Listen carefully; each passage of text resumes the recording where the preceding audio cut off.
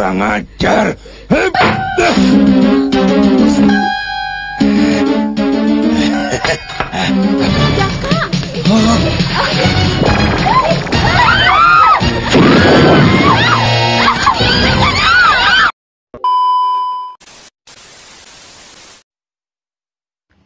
Inilah kisah cerita santet si pelebur nyawa.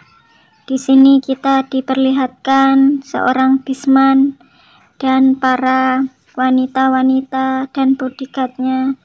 Inilah kebiasaan si Bisman bermain wanita, dan di sini bodyguardnya menyampaikan bahwa istrinya sakit parah, dan si Bisman sudah mulai bosan dengan istrinya dan dia ingin meracuni istrinya. Di sini Bisman mengambil obat serangga lalu memberikan obat serangga ini kepada istrinya biar istrinya cepat koit. Dan di sini Bisman kembali lagi menyusun rencana untuk menyingkirkan suami Katemi. Dia menyusun rencana agar suami Katemi itu dimusnahkan, lalu dia ingin menikahi si Katemi. Tidak lama kemudian, si istri Bisman lalu menjerit-jerit kesakitan akibat meminum racun serangga. Dan setelah itu, istri Bisman muntah darah dan lalu meninggal dunia secara mengenaskan. Dan Bisman menyusun rencana bahwa ini semua ulah suami dari Katemi, karena suami Katemi telah menyantetnya. Inilah sosok suami Katemi yang telah dianiaya si Bisman. Dia dibakar hidup-hidup. Lalu Katemi melihatnya. Katemi pun sangat kebingungan kenapa dia menuduh suaminya bahwa suaminya adalah tukang santet. Padahal suaminya orang yang baik dan dia adalah guru ngaji. Dan dia dibakar hidup-hidup seperti ini. Sungguh mengenaskan. Lagi-lagi si Bisman ingin menggauli si Katemi, dan si Katemi menolak dan membanting si Bisman. Setelah itu Katemi lari ketakutan dan dia lari di hutan. Di hutan angker sinilah dia lalu bertemu si dukun santet yang sangat luar biasa. Di sini Katemi langsung meminum air sungai ini mencuci mukanya, dan tiba-tiba ada sosok wanita yang menyeramkan. Si Katemi pun langsung takut terbirit-birit. Dia pun lari, dan setelah itu si wanita menyeramkan ini lalu berkata, "Jangan takut, aku adalah Nyi Angker." Setelah melihat Nyi Angker, si Katemi pun ingin pergi dari situ.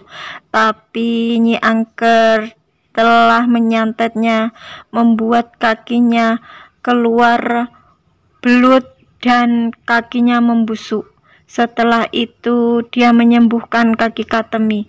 Lalu Katemi percaya bahwa benar-benar sakti Nyi Angker ini.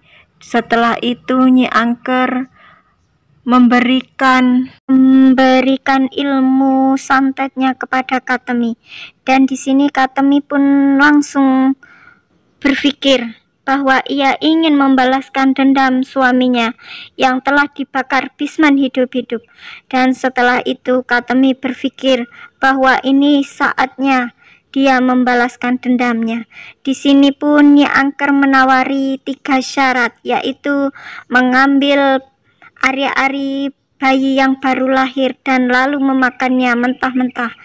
Pada malam itu pun ada seorang bayi yang baru lahir, dan tiba-tiba Katemi datang ingin mengambil ari-ari itu. Dan setelah itu Katemi pun berhasil mengambilnya. Lalu dia membawa lari ari-ari itu. Berhasil mencuri ari-ari bayi, Katemi pun kembali ke Gua Angker. Di sini Nyi Angker pun berubah wujud menjadi sosok wanita. Di sini pun Katemi terheran-heran mengapa Nyi Angker bisa berubah sosok menjadi seorang wanita yang cantik. Lalu di sini Nyi Angker pun menjelaskan. Dan di sini pun Katemi masih terheran-heran betapa cantiknya Nyi Angker ini. Lalu Nyi Angker pun mengajak ritual ini langsung dilanjutkan. Setelah ritual ini dilanjutkan, si Katemi pun langsung memakan ari-ari. Dan dia pun langsung Katemi melanjutkan ritualnya. Dia berendam di sungai buaya 1 hari 1 malam sampai tiba waktunya. Dan ada sosok nelayan yang melihat sosok Katemi. Dia pun terheran-heran kenapa ada Katemi di sana. Tapi dia tidak berhasil menangkap Katemi karena Katemi dilindungi buaya-buaya itu. Setelah itu Katemi melanjutkan ritualnya. Dan di sini singkat cerita, di sini para gerombolan Pisman pun tiba membawa kedua jenazah yang telah dihabisi oleh buaya-buaya muara. Di sini Pisman pun menyarankan Pak Kades untuk segera menangkap si Katemi itu. Dan di sini Pak Kepala Desa pun memberi nasihat agar kita tidak boleh memain hakim sendiri. Di sini pun Pisman lalu berkata bahwa kita harus segera menangkap wanita sihir itu. Kalau tidak, semua akan mati karena ulahnya. Di sini pun lalu Pak Lurah berkata bahwa kalau ada orang yang mencurigakan, patut kita curigai. Di sini Norman dan Bokir siap-siap untuk beronda malam agar kampung menjadi aman. Dan setelah dia berkeliling kampung, dia berpapasan dengan seorang wanita, tidak lain adalah Katemi.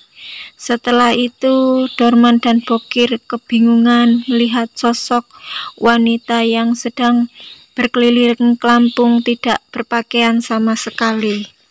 Norman dan Bokir pun lalu mencari sosok wanita itu. Dia tidak lama kemudian dia bertemu dengan si Katemi itu. Katemi itu masuk dalam kota. Dan tidak lama kemudian keluarlah wanita, ialah istri Bokir. Bokir pun langsung dikejar-kejar dengan istrinya, bahwa dia sudah salah sangka menuduh istrinya sosok wanita jadi-jadian. Di sini lanjut cerita, Katemi pun memulai ritualnya untuk meresmikan dia menjadi dukun santet yang paling jaya nomor 1. Di sini ada sosok lelaki yang datang, dialah anak dari Pak Lurah, yaitu Mas Pramuja. Dan setelah itu dia pun turun dan berpapasan dengan dan Pisman pun melihat Pramuja itu sangat kesal. Di sini si Pramuja berpapasan dengan Katemi.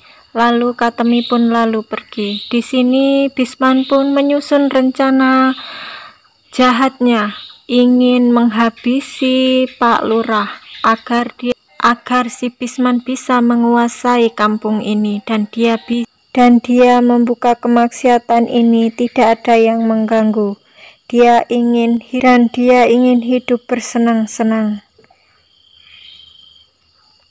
Dan di sini kita lihat anak buah Pisman keluar dari tempat dan dia ditemui oleh Katemi. Katemi sudah mulai balas dendam kepada anak buah Pisman. Di situ anak buah Pisman disantet. Lanjut cerita, si Pisman pun menyusun rencana bahwa Katemi sudah mulai beraksi untuk membalas dendam kepada dirinya, bahwa dia telah jahat kepadanya. Di sini Pisman berkumpul untuk menyusun rencana agar si Katemi musnah dari muka bumi ini. Setelah itu Pisman pun menyuruh anak buahnya untuk berhati-hati dan berjaga. Di sini datanglah Pak Lurah yang dari kota. Lalu Pak Lurah pun disapa oleh anak buah Pisman. dia diajak berunda dan diberi air, yaitu kopi. Setelah itu, kopi itu dikasih racun agar Pak Lurah itu cepat mati, dan Pisman pun bisa menjabat sebagai lurah agar dia bisa berkuasa di kampungnya. Setelah itu Pak Lurah pun pulang dengan sempoyongan. Tiba-tiba dia di depan rumah ditolong istri, bokir, serta anaknya. Lalu Pak Lurah pun meninggal dunia.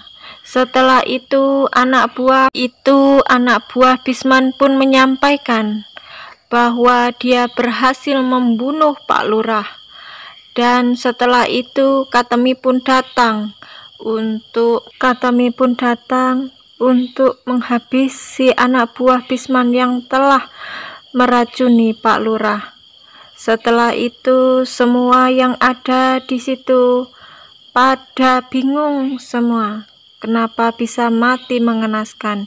Di sini di tempat penguburan Pak Kepala Desa, Pisman pun berencana ingin menggantikan posisi Pak Lurah, karena cuma dialah yang pantas menjadi lurah di kampungnya. Dan Dorman dan Bokir pun terheran-heran kenapa dia cepat mengambil kesimpulan seperti itu. Di situ pun rakyat-rakyat tidak mau mengambil kesimpulan agar si Pisman menjadi lurah berikutnya. Di sini pun Pramuja serta Katemi saling bertemu. Di situ Pramuja pun terheran-heran dengan si Katemi.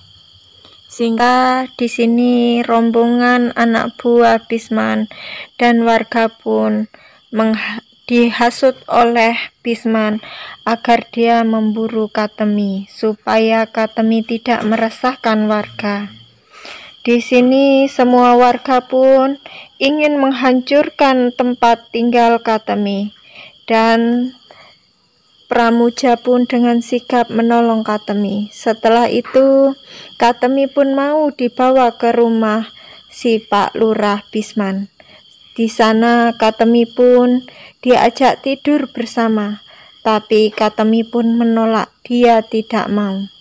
Setelah itu Pisman pun disantet oleh Katemi menjadi binatang buas yang sangat mengerikan. Pisman pun mengaung-ngaung, semua ketakutan melihat sosok si Pisman. Dan setelah itu Katemi pun lari pergi dari rumah si Pisman. Tidak lama kemudian Pramuja serta Bokir datang menemui Pisman. Di situ anak buah Pisman pun disantet oleh Katemi. Dia mengeluarkan belut dari kupingnya. Setelah itu Katemi pun menyerang si Pisman agar Pisman mati kebakaran dan cara mengenaskan seperti suaminya. Singkat cerita, Pramuja pun datang menghampiri Katemi, ingin menyadarkan Katemi agar kembali ke jalan yang benar, dan dia meninggalkan ajaran Nyi Angker. Di sini Katemi pun mulai luluh mengikuti saran-saran Pramuja.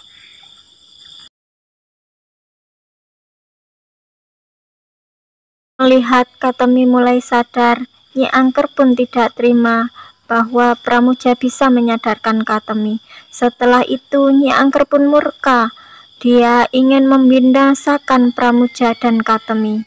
Dan setelah itu Nyi Angker pun menyerang Pramuja dengan sekuat tenaga yang dimiliki. Kesaktiannya Nyi Angker dikeluarkan. Di sini tibalah saat bulan sabit. Disitulah Nyi Angker menjadi sosok buaya. Di situ Pramuja memanjatkan doa dan dia bisa memusnahkan Nyi Angker. Sampai-sampai Nyi Angker pun terbakar dan meledak, berkeping-keping tubuhnya menjadi hancur dan hangus. Di sini kita lihat Pramuja dan Katemi pun berbahagia karena dia bisa kembali ke jalan yang benar. Film pun berakhir.